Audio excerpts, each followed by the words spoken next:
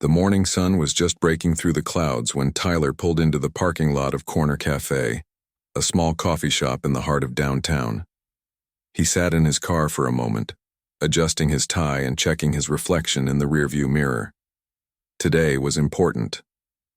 After 3 years of military service as a Navy SEAL, he was finally ready to start his civilian career.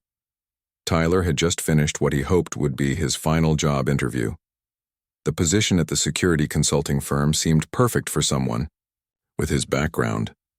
The interviewer had been impressed with his service record and the medals he'd earned during 2 tours overseas. Everything felt like it was falling into place. He stepped out of his car and stretched. The interview had gone well, but he was nervous. Civilian life was still new to him. After years of following strict military routines, making decisions about his future felt overwhelming. A cup of coffee seemed like the perfect way to calm his nerves before driving home. The cafe was busy with the usual morning crowd. Business people in suits grabbed their coffee and rushed off to meetings. Students with laptops occupied corner tables. The smell of fresh coffee and baked goods filled the air. Tyler ordered his usual black coffee and found a seat by the window. As he sat there, Tyler couldn't help but notice how different everything felt. 6 months ago, he was in a completely different world. Desert landscapes, military bases, and constant alertness had been his reality.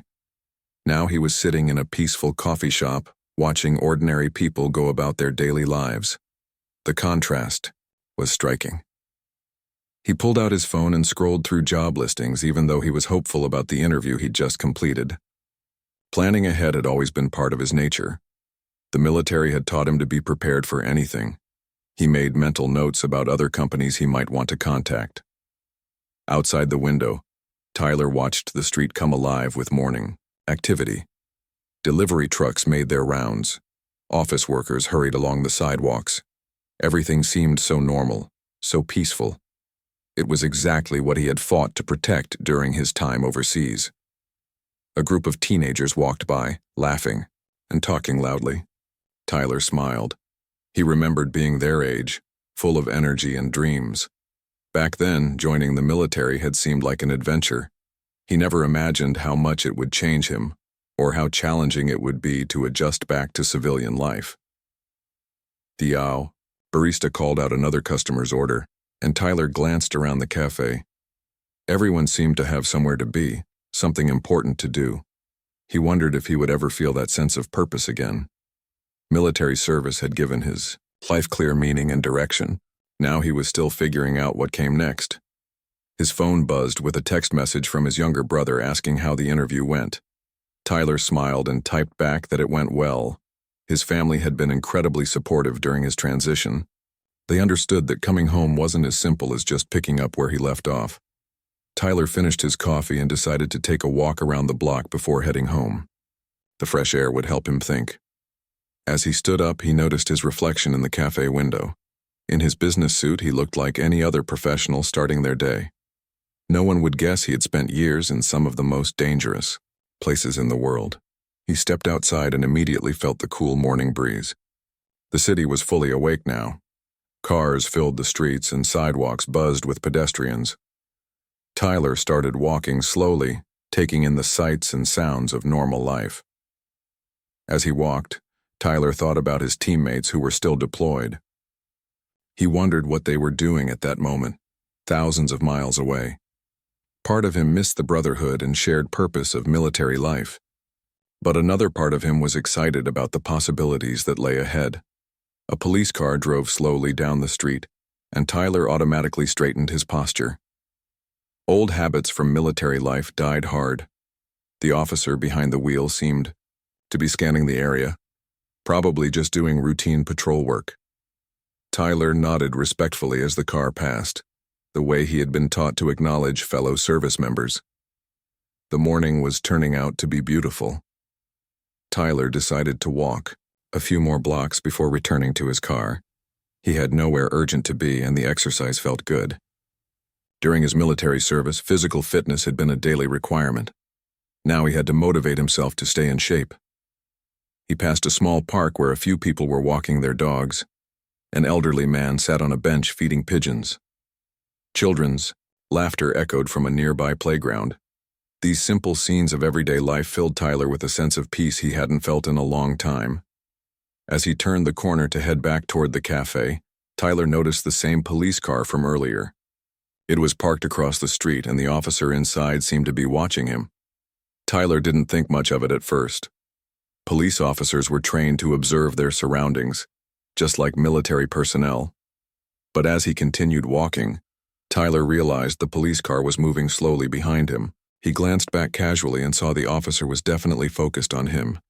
A slight feeling of unease crept into Tyler's mind, but he pushed it aside. He hadn't done anything wrong. He was just a man taking a morning walk after a job interview. Tyler reached his car and pulled out his keys. The police car had stopped about 50 feet away.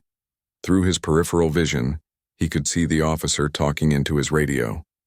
Tyler's military training had taught him to be aware of his surroundings, and something about this situation felt off. He opened his car door but decided to wait a moment before getting in. If the officer wanted to talk to him, Tyler preferred to handle it outside rather than have any misunderstanding about his intentions. Years of military service had taught him the importance of clear communication and avoiding unnecessary conflicts.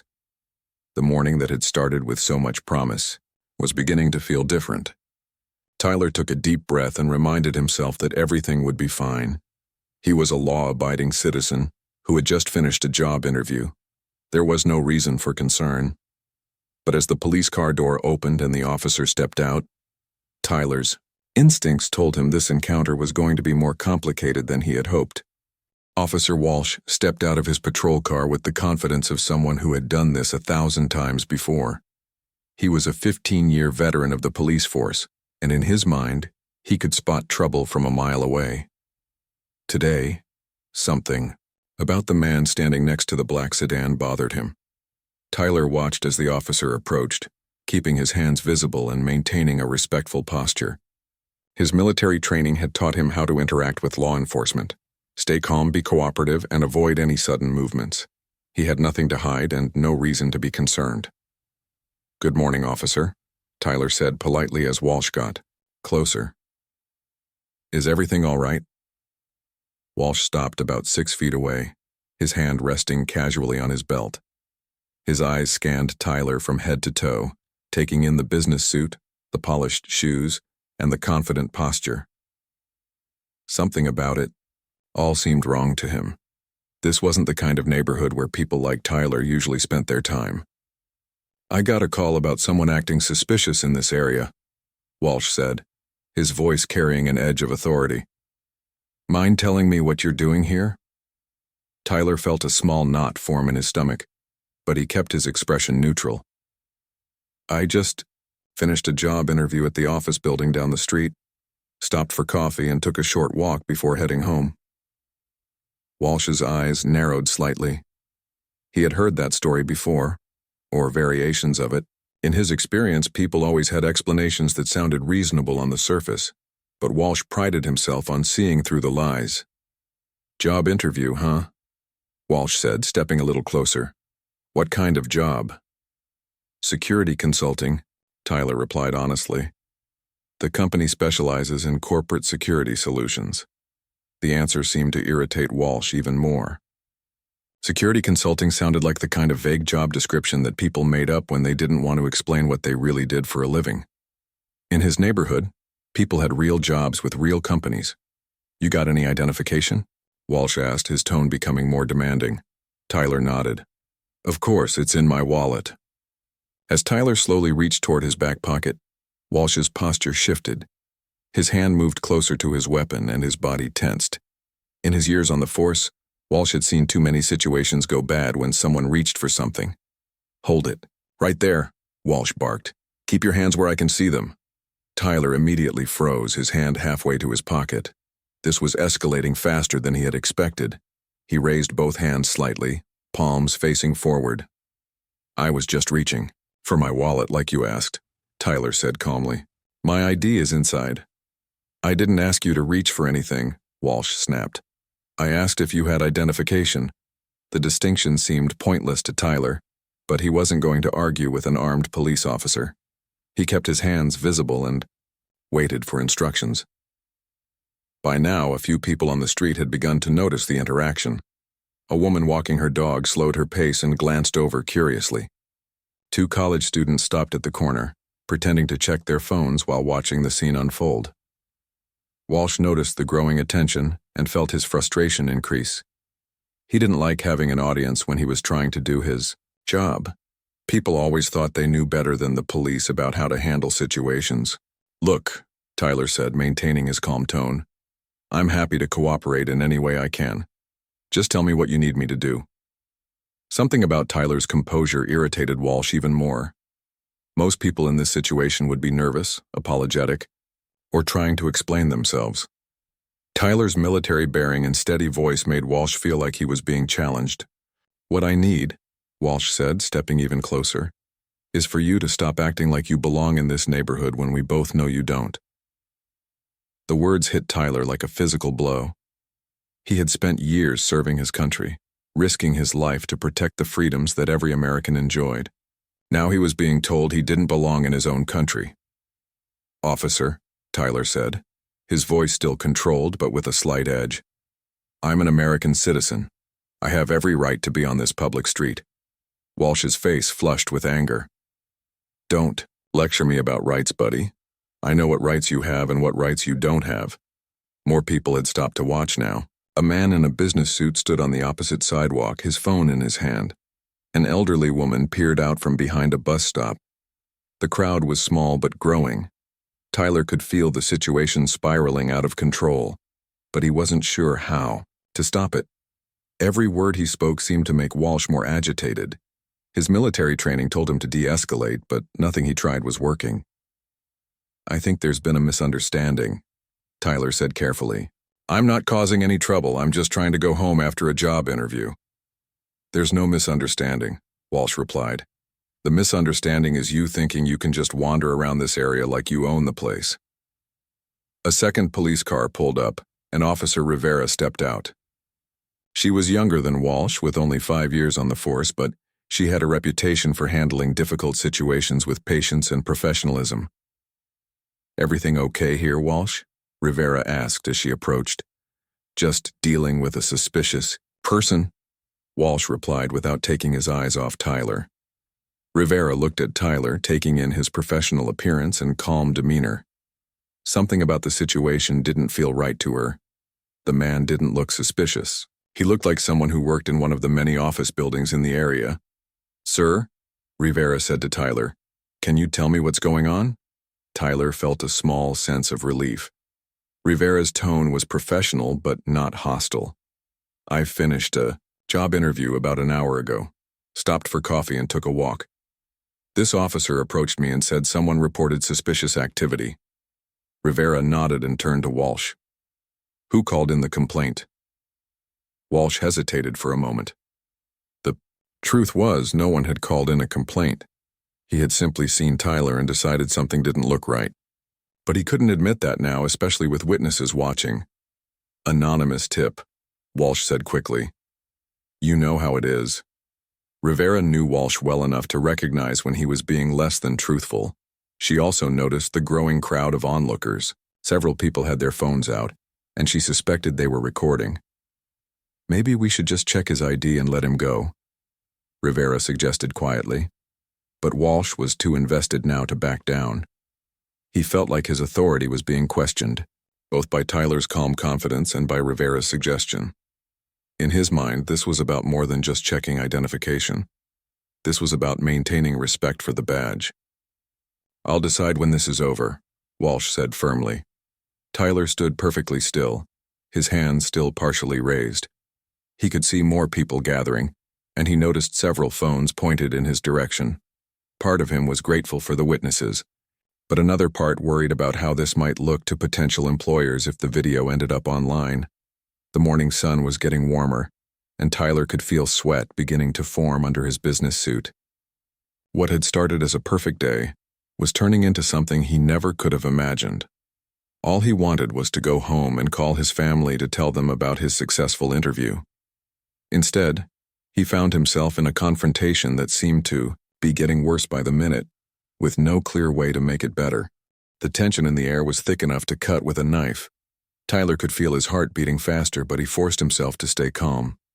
Years of military training had taught him that losing control in a stressful situation only made things worse. Walsh looked around at the growing crowd with growing irritation. What had started as a simple interaction was turning into a public spectacle.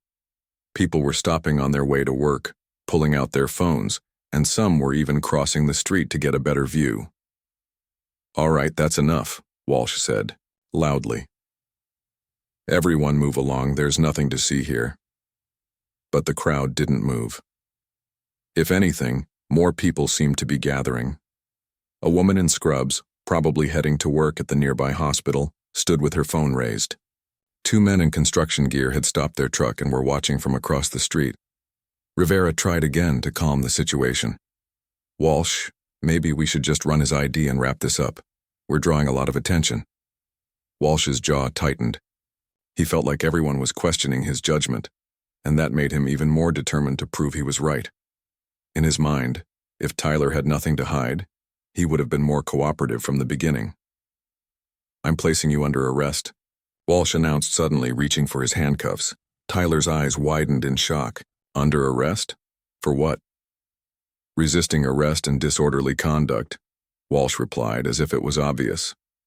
"But I haven't resisted anything," Tyler said, his voice still controlled but with clear confusion. "I've been cooperative this entire time. And I haven't been disorderly." Rivera stepped forward, her hand held up in a calming gesture. "Walsh, wait a minute. What exactly has he done that constitutes resisting arrest?" Walsh felt cornered. The truth was, Tyler hadn't technically resisted anything. But in Walsh's mind, Tyler's calm confidence and refusal to seem intimidated was a form of resistance in itself. "He's been argumentative and non-compliant from the start," Walsh said, even though everyone who had been watching knew that wasn't true. The crowd was getting bigger now. Tyler could see at least 20 people watching, and more were joining. Every minute. Some were recording with their phones, others were just standing and staring. He had never been the center of this much attention in his life. "Sir, I need you to turn around and put your hands behind your back," Walsh ordered. Tyler looked at Rivera, hoping she would intervene. But Rivera, despite her concerns, couldn't directly contradict her senior officer in front of a crowd. She tried a different approach. "What's your name, sir?" she asked Tyler gently. "Tyler Johnson," he replied. "I live about 10 minutes from here. I really was just coming from a job interview." Rivera nodded. Something about Tyler's story rang true to her. His clothes were neat and professional, his demeanor was respectful, and nothing about him suggested he was causing trouble. "Look," Tyler said, trying one more time to reason with Walsh. "I understand you're just doing your job, but I haven't broken any laws. I was walking on a public sidewalk, which is perfectly legal." Walsh's face turned red. "Don't tell me what's legal and what isn't. I've been a police officer for 15 years, and I've been serving our country for the past 3 years," Tyler replied, a hint of frustration finally creeping into his voice. The mention of military service seemed to make Walsh even angrier. "I don't care what you claim to have done. Right now, you're just another troublemaker who won't follow simple instructions." A murmur went through the crowd. Several people had heard Tyler mention his military service, and it was changing how they viewed the situation. A veteran being treated this way didn't sit well with many of the onlookers. An older man in the crowd called out, "He said he's military. Show some respect." Walsh spun around to face the crowd. "Everyone needs to back up and mind their own business, or you'll be arrested too." But threatening the crowd only made them more interested. People started pulling out their phones who hadn't been recording before. Someone in the back shouted, "This is public property. We have a right to be here." Tyler realized the situation was completely out of control now. What had started as a simple misunderstanding was turning into something much bigger. He could see this ending badly for everyone involved. "Officer Walsh," Tyler said, using the name he had heard Rivera use. "Please, let's just calm down. I'll show you my ID. You can run my name, and we can clear this up peacefully." But Walsh was beyond reasoning now. The crowd, the cameras, and Tyler's continued composure had pushed him past his breaking point. In his mind, this had become about his authority as a police officer. "I told you to turn around," Walsh said, grabbing Tyler's shoulder roughly. Tyler instinctively pulled back, not from defiance but from surprise at the sudden physical contact. It was a natural human reaction, but Walsh interpreted it as resistance. "Now you're resisting," Walsh said triumphantly, as if Tyler had just proven his point. "I'm not resisting," Tyler said, raising his hands higher. "You startled me, that's all." But Walsh had already decided what was going to happen. He grabbed Tyler's arm and tried to spin him around. Tyler, with his military training and physical fitness, was naturally stable on his feet, which made Walsh's attempt look clumsy. The crowd was getting agitated now. Several people were shouting for Walsh to stop. Others were calling for Rivera to intervene. The noise level was rising, and Tyler could hear car doors slamming as more people stopped to see what was happening. Rivera finally stepped in. "Walsh, that's enough. Let me handle this." But Walsh was too far gone to listen to his partner. He felt humiliated in front of all these people, and the only way he could think to regain control was to follow through with the arrest. "You're going to learn some respect," Walsh said to Tyler, his voice loud enough for the crowd to hear. Tyler felt a chill run down his spine. This wasn't about law enforcement anymore. This had become personal for Walsh, and Tyler knew that made the situation much more dangerous. "I do respect law enforcement," Tyler said clearly. "I've worked alongside military police throughout my service. I have nothing but respect for officers who do their job professionally." The implication wasn't lost on anyone, including Walsh. Tyler was essentially saying that Walsh wasn't acting professionally, and the crowd seemed to agree. Several people were nodding and voicing their support for Tyler. Walsh looked around at the sea of faces, all of them watching his every move. Cameras were recording everything he said and did. He knew this wasn't going the way he had planned, but he felt trapped. Backing down now would make him look weak. "That's it," Walsh said, reaching for Tyler's arm again. "You're coming with me." As Walsh moved toward Tyler, the crowd pressed closer. People were shouting now, some telling Walsh to stop, others encouraging Tyler to stay calm. The scene was becoming chaotic, and Tyler realized that no matter what happened next, his life was about to change in ways he never could have imagined. The crowd had grown to over 30 people now, and the atmosphere was electric with tension. Walsh grabbed Tyler's arm more forcefully this time, trying to pull him toward the patrol car. But Tyler's military training had given him exceptional balance and core strength, making him difficult to move against his will. "Stop resisting," Walsh shouted, even though Tyler wasn't fighting back at all. Tyler kept his voice steady despite the chaos around him. "I'm not resisting, officer. I'm just trying to maintain my balance." The distinction was clear to everyone watching, but Walsh was beyond caring about facts. He was determined to end this confrontation on his terms, regardless of how it looked. To the crowd, Rivera watched with growing alarm as her partner's behavior became more erratic. She had worked with Walsh for 2 years and had never seen him this worked up. The crowd was getting louder. People were shouting from all directions, and she could see this situation was about to explode. "Walsh, we need backup," she said into her radio. "We've got a large crowd gathering at 5th and Main." As Rivera called for help, something interesting was happening in the crowd. People weren't just watching anymore. They were starting to talk to each other, sharing information and piecing together what they were witnessing. A middle-aged woman near the front of the crowd turned to the man next to her. "Did you hear him say he was military?" "Yeah, and look how calm he's staying," the man replied. "My son's in the Army, and they teach them to stay cool under pressure like that." Word began spreading through the crowd that Tyler was a veteran. People started looking at the situation differently. This wasn't just a random person being hassled by police. This was someone who had served their country. Meanwhile, Tyler's situation was getting worse by the second. Walsh had managed to get one handcuff on his wrist, but Tyler's natural reaction was to keep his other hand free for balance. Walsh interpreted this as continued resistance. "Give me your other hand," Walsh demanded, yanking on the handcuff that was already attached. The metal cuff bit into Tyler's wrist, and for the first time he winced in pain.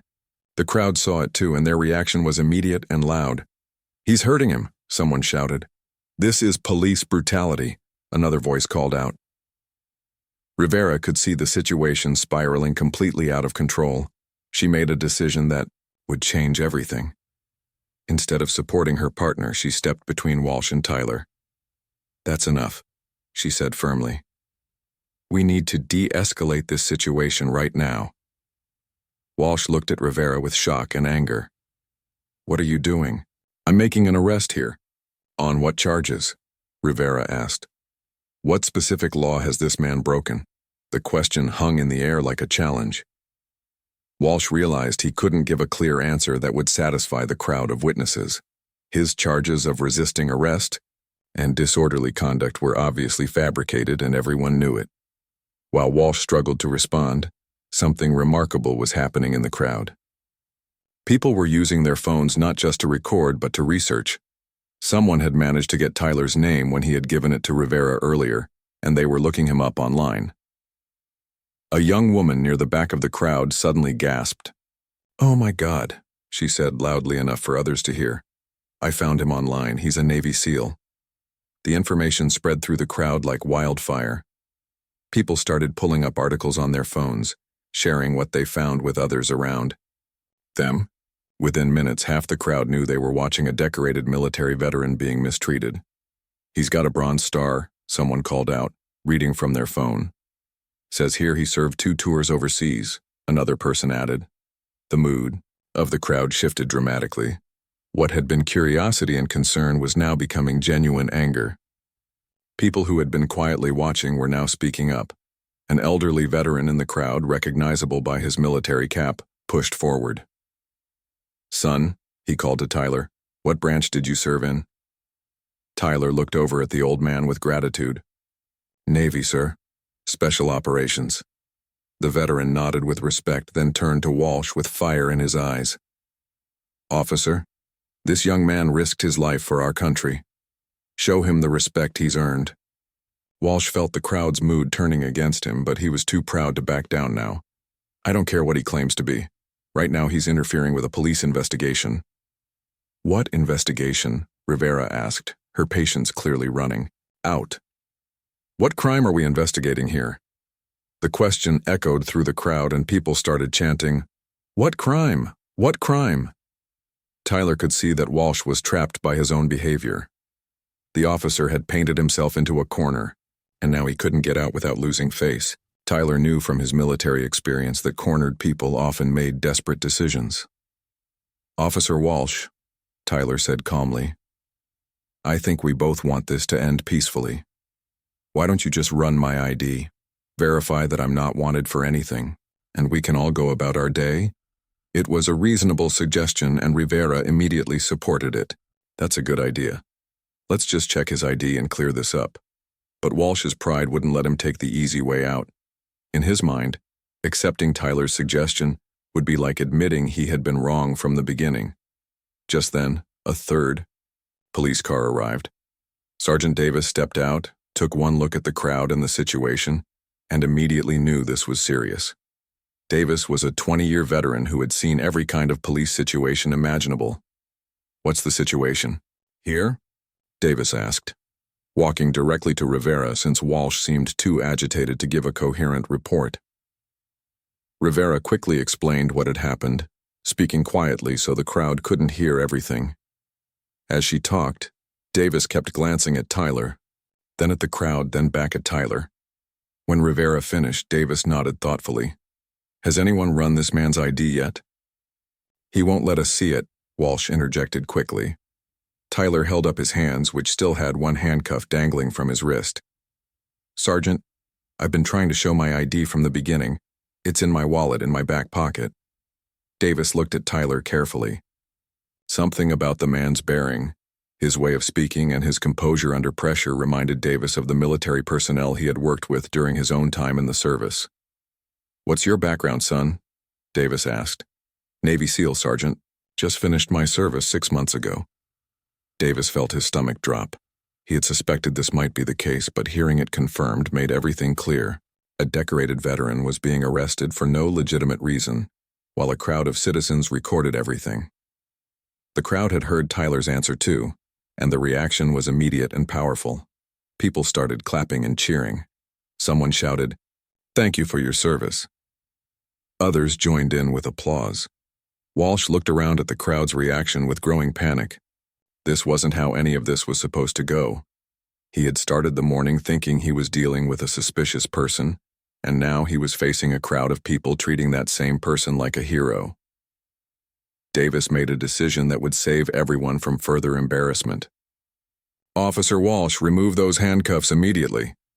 Walsh stared at his sergeant in disbelief. But he was resisting arrest. "For what crime?" Davis asked firmly. "Tell me exactly what law this man has broken." The question hung in the air, and everyone waited for Walsh's answer. But Walsh couldn't give one because there wasn't one. Tyler had broken no laws, committed no crimes, and done nothing wrong except walk down a public street after a job interview. The truth was finally becoming clear to everyone, including Walsh himself. The silence that followed Sergeant Davis's question was deafening. Walsh stood frozen, his mouth opening and closing like a fish out of water. The crowd of over 40 people waited for an answer that everyone knew wasn't coming. Finally, Walsh's shoulders sagged in defeat. He was acting suspicious. "Acting suspicious isn't a crime," Davis replied firmly. "Remove the handcuffs. Now." With shaking hands, Walsh unlocked the handcuff from Tyler's wrist. Tyler rubbed the red mark where the metal had dug into his skin, but he didn't complain. He just wanted this nightmare to be over. The crowd erupted in cheers and applause. People were shouting, "Thank you for your service and we support you." Tyler felt overwhelmed by the sudden outpouring of support from complete strangers. Davis turned to Tyler with genuine respect in his eyes. "Sir, I apologize for what happened here today. This should never have occurred." Tyler nodded graciously. "I appreciate that, Sergeant. I know most officers are good people just trying to do their jobs." Those words carried weight coming from someone who had just been mistreated. The crowd heard Tyler's response and respected him even more for taking the high road. But while Tyler was being gracious, the crowd was not ready to let this go. People were still recording, and many had already started posting videos on social media. The hashtag Justice for Tyler was already trending locally within minutes. A local news reporter who had been in the area covering a different story heard the commotion and rushed over with her camera crew. When she saw what was happening, she knew this was a much bigger story than whatever she had been working on. "Sir, I'm Rebecca Martinez from Channel 7 News," she said to Tyler. "Would you be willing to share what happened here today?" Tyler looked around at all the cameras, both professional and amateur, pointing at him. This wasn't the kind of attention he had ever wanted, but he realized he had a choice to make. He could walk away and try to forget this happened, or he could use this moment to make something positive come out of it. "I'll talk," Tyler said simply. The crowd quieted down as Rebecca positioned herself next to Tyler for the interview. Even Walsh, who was standing awkwardly by his patrol car, seemed to be listening. "Can you tell us what happened here this morning?" Rebecca asked. Tyler took a deep breath. "I had a job interview this morning for a position with a security consulting firm. It went well, and I stopped for coffee to celebrate a little before going home. I took a short walk and Officer Walsh approached me, saying someone had reported suspicious activity." "Did you do anything that could be considered suspicious?" Rebecca asked. Tyler shook his head. "I was just walking on a public sidewalk. I was wearing a business suit. I was polite and cooperative. I offered to show my identification from the very beginning." "What happened next?" "Things escalated very quickly. I tried to stay calm and follow all instructions, but Officer Walsh seemed determined to arrest me no matter what I said or did." Rebecca turned toward Walsh, who was clearly uncomfortable being on camera. "Officer Walsh, would you like to comment on what happened here?" Walsh looked at Sergeant Davis, who gave him a look that clearly said he was on his own. "No comment," Walsh mumbled, then got in his patrol car and drove away. The crowd booed as Walsh left, but Tyler raised his hand to quiet them. "Please don't blame all police officers for what one person did. I've worked with law enforcement during my military service, and most are good people who serve with honor." Rebecca was impressed by Tyler's maturity and grace under pressure. "You mentioned military service. Can you tell us about your background? I served 3 years as a Navy SEAL, including 2 deployments overseas. I was awarded the Bronze Star for actions during my second tour. I love this country and I was proud to serve it. By now, dozens of people in the crowd were crying. Here was a man who had risked his life for their freedom, being treated with disrespect by the very system he had sworn to protect. What happens now? Rebecca asked. Tyler thought for a moment. I hope this can be a learning experience for everyone. I don't want Officer Walsh's career destroyed, but I do think he needs additional training on how to interact with citizens respectfully. Will you be filing a complaint or lawsuit? Tyler looked around at all the faces watching him.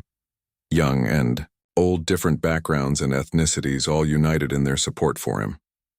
I'm not interested in revenge or money, but I am interested in making sure this doesn't happen to someone else. Sergeant Davis stepped forward. Sir, I want to assure you that this incident will be thoroughly investigated. Officer Walsh will be suspended pending a complete review. Tyler nodded. I appreciate that, Sergeant, but I'd like to propose something more constructive. What did you have in mind? What if we created a program where veterans work with police departments to provide training on de-escalation and community relations? We could turn this negative experience into something that helps both veterans and law enforcement. The crowd loved the idea. People started clapping and cheering again. Here was a man who had been wronged, but instead of seeking revenge, he was trying to build bridges. Rebecca was amazed by Tyler's response. That's an incredible attitude to have after what you just went through. Tyler smiled for the first time all morning.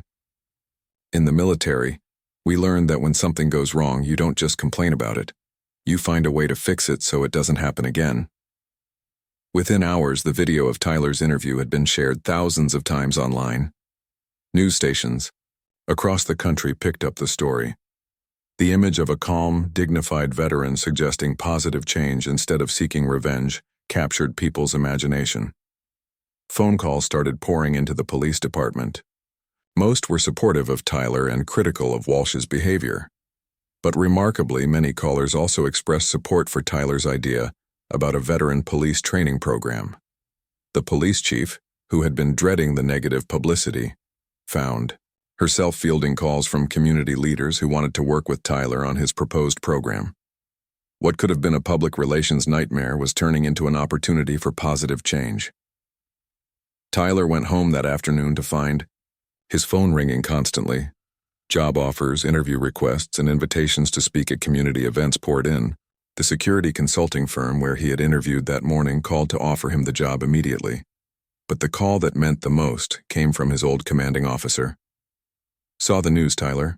You handled that situation like a true professional. Your unit is proud of you. 3 months later, Tyler stood in the same police station where Walsh had once worked. But he wasn't there as a suspect or complainant. He was there as the director of the new Veterans Police Partnership Program, which had become a model for other cities across the country. Officer Walsh had been dismissed from the force, but he had also enrolled in the cultural sensitivity training that Tyler's program provided. It was a long road to redemption, but Tyler believed in second chances for people willing to change. Rivera had been promoted to sergeant and often worked with Tyler's program. She had learned that sometimes the most courageous thing an officer can do is stand up for what's right, even when it means challenging a colleague. The corner where everything had started was now marked with a small plaque recognizing the incident that had sparked positive change in the community. Tyler walked by it sometimes, remembering how one terrible morning had somehow led to something beautiful. Change was possible, Tyler had learned. Sometimes it just took one person willing to choose forgiveness over anger and hope over bitterness.